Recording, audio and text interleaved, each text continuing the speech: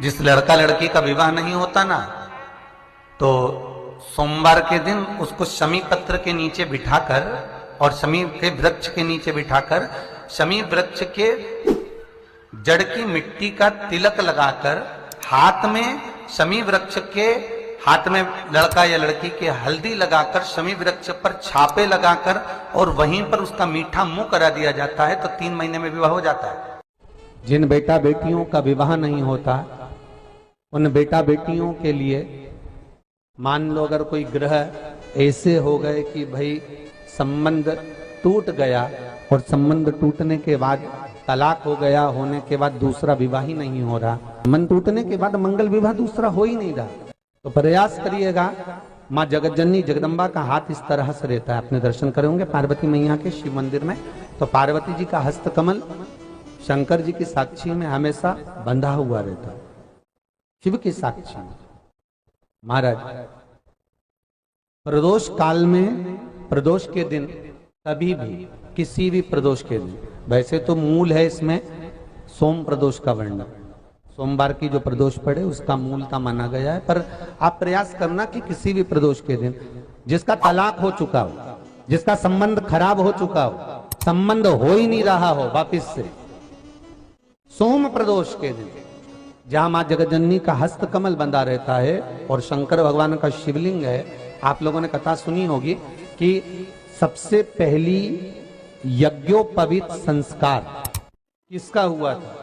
सबसे पहला यज्ञोपवीत माता ललिता देवी ने भगवान शंकर को यज्ञोपवीत धारण करवाया था। मां ललिता देवी ने सूत्र बनाकर अपने हस्त कमल से भगवान शंकर के सम्मुख में बिठाकर भोलेनाथ जी के हस्त कमल से स्वतः सूत्र बनाया था।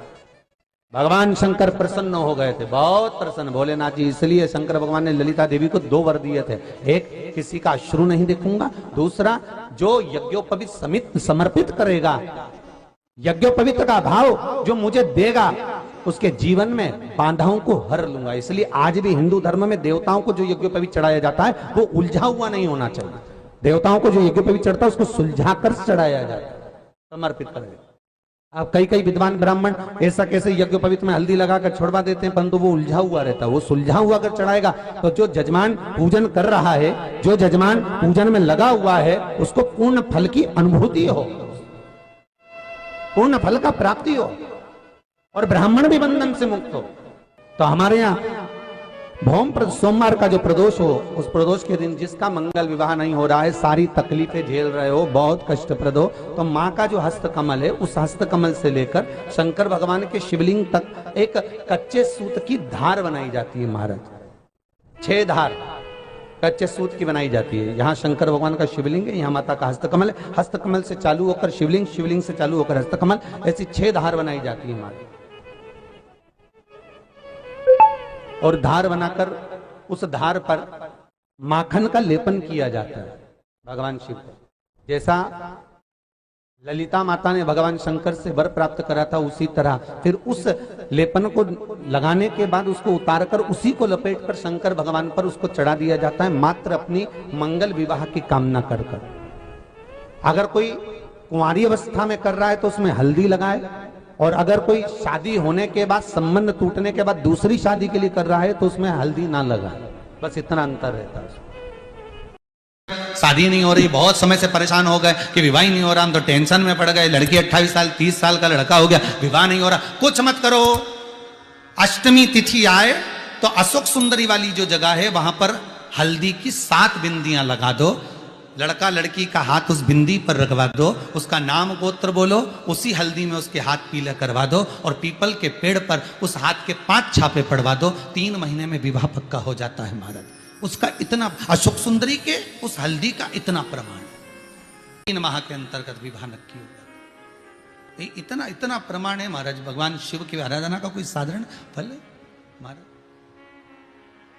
जिस कन्या या वर का विवाह नहीं होता, 40 साल हो गए या 30 साल हो गए, या जब 28 के बाद में लड़का लड़की क्रॉस हो जाए कि 29 में, 30 में, 32 में, 34 में, 40 तक पहुंच गए और विवाह नहीं हो रहा है, तब बेलपत्री के जो पेड़ होता है, वृक्ष होता है, उस वृक्ष की जो डाली होती है, उस डाली के मनकों से जो माला बनती है, बाजार में भी मिल जाती है बेल की माला, उस माला को भगवान शंकर को समर्पित कर कर बेलपत्री के वृक्ष के नीचे बैठकर भगवान शंकर का पंचाक्षर मंत्र का जाप करना है।